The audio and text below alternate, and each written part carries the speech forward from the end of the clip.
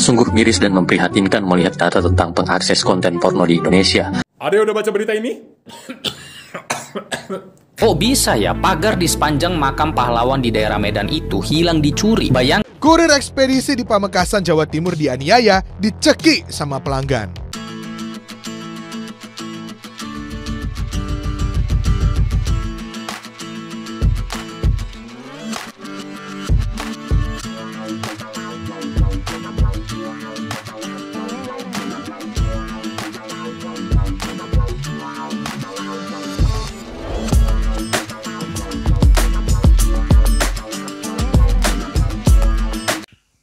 Assalamualaikum warahmatullahi wabarakatuh. Berjumpa kembali dengan Romlia Pratama. Teman-teman sahabatku semuanya, gimana kabar kalian? Mudah-mudahan kalian semuanya baik-baik saja beserta keluarganya di sana. Teman-teman sahabatku, buat kalian yang baru gabung, yang baru nonton video ini, silahkan di subscribe dulu, di like dan di komen guys.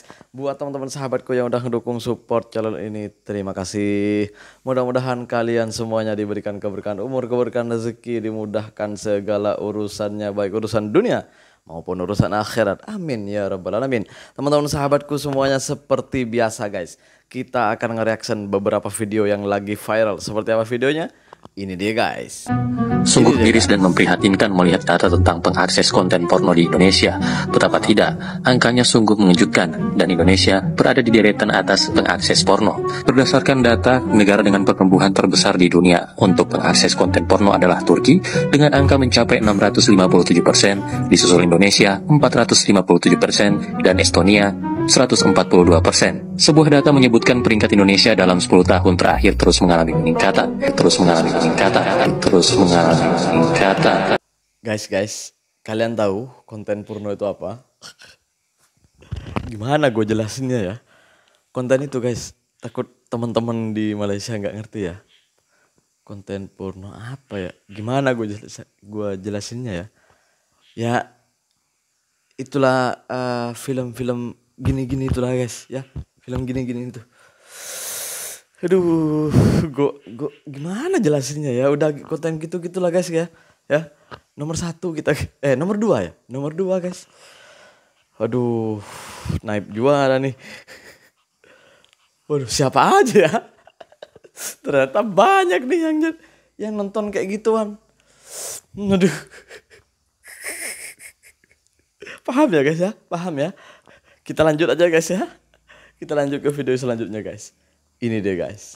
Ada yang udah baca berita ini? Guys. Dirjen Pajak, tarif PPN RI masih rendah dibandingkan negara lain. Pemerintah punya ruang nih untuk naikkan PPN.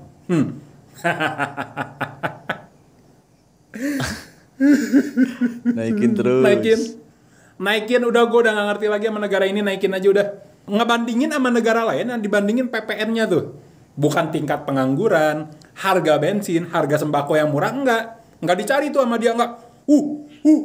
PPN di negara ini lebih besar daripada kita, berarti kita harus ikutan naik. Konoha tuh mikirnya gitu. Pajak kendaraan mobil di negara lain murah, nggak mikirin tuh. Wah, pajak di sana murah kok di kita mahal. Apa kita harus turunin? Enggak, dia mah nggak mikir gitu, aneh banget. Ini gimana sih konsepnya ya? Kalau pemerintah itu bener kan, pemerintah kita itu bener kan, seharusnya tuh mikir penghasilan warganya itu seperti apa. Warganya tuh punya pekerjaan apa enggak, pengangguran di Indonesia tuh berapa persen sekarang, kenapa enggak dihitung itu, warga miskinnya berapa persen, kenapa enggak dihitung itu, kok malah membandingkan dengan negara lain gitu.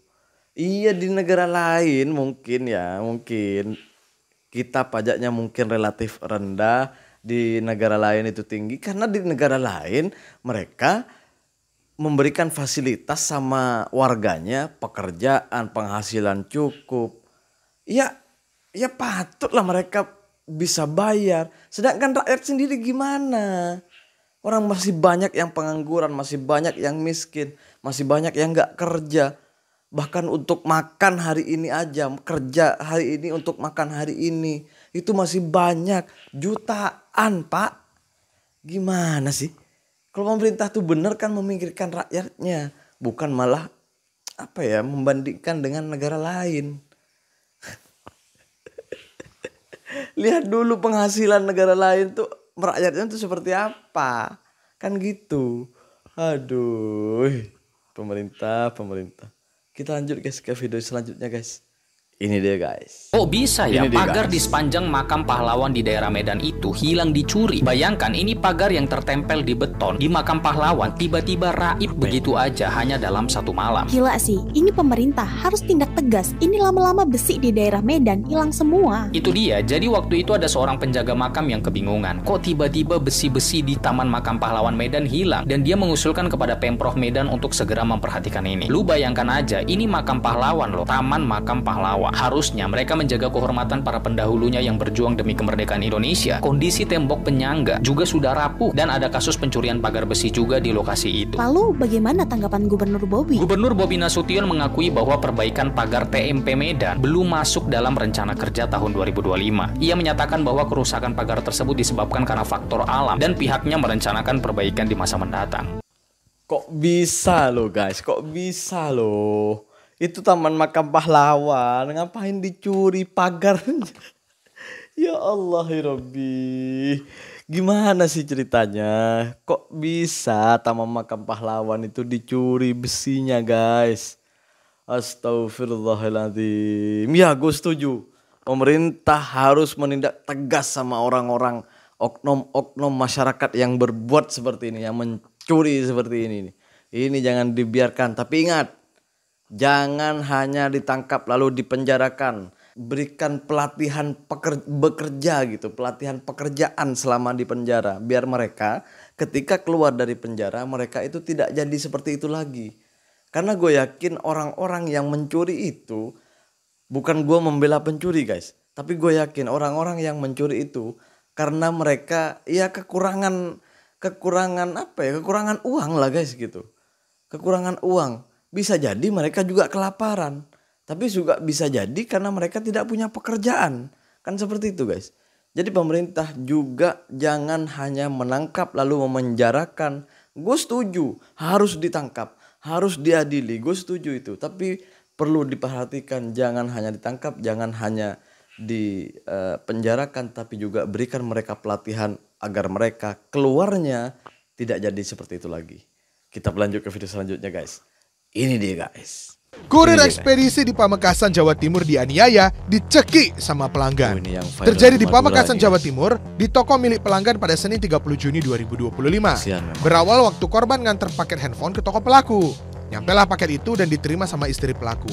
Dia pun membayar Rp1.500.000 kepada kurir. Pas kurirnya mau pergi, istri pelaku manggil korban dan nelpon pelaku karena bisa paket yang gitu? dipesan ternyata nggak sesuai. Setelah pelaku datang, pelaku minta uangnya dikembalikan. Ya Allah. Nah, uangnya nggak dibalikin sama korban. Pelaku pun emosi dan merampas uang dari tas korban. Saat itu pelaku juga menganiaya serta mencekik korban. Akibat kejadian ini, korban melapor ke kepolisian Resor Pamekasan dan kasus ini pun masuk tahap penyidikan. Wah, jangan gampang emosi gitu dong. Mbok ya tenang dan kepala dingin. Jadi panjang kan ini kasusnya. Aduh, kejadian ini viral guys. Beberapa hari ini viral gitu. Dan gue denger kabar katanya orang ini sudah ditangkap sama polisi. Karena viral kan videonya, lalu ditangkap sama polisi. Gini ceritanya guys. Jadi kurir, jadi orang itu yang ditangkap ini, yang gemuk yang tadi itu, yang nggak pakai baju, yang tak pakai baju itu beli handphone di online guys gitu. Beli di di platform online gitu ya, di aplikasi online lah gitu ya. Entah itu Shopee apa Lazada mungkin ya. Terus dihantar sama kurir. Bayarlah orang itu yang nggak pakai baju itu, bayar istrinya. Istrinya tuh bayar kalau nggak salah 1.500.000 gitu. Ya diambillah sama kurir itu karena kurir itu tugasnya hanya menghantar. Dia bukan penjual kan. Ini yang perlu diingat dengan sama teman-teman yang pembeli nih. Karena banyak kejadian di sini kan, di Indonesia tuh banyak kejadian seperti ini gitu. Jadi perlu diingat bahwa kurir itu hanya penghantar, bukan penjual gitu. Malah sampai dicekek guys, sampai dicekek karena uangnya nggak dikembalikan gitu kan, COD gitu ya. COD ya, COD gitu. Jadi kalau Kalau COD kan bayar di tempat, kan? Bayar di tempat. Jadi orang itu bayar ya diambil lah sama kurir itu, ya, sama kurir sama yang hantar itulah gitu, diambil. Lalu dibuka HP-nya karena nggak sesuai dengan keinginannya, tidak sesuai dengan yang apa yang dia yang sudah order gitu, dia marah-marah guys sama kurirnya.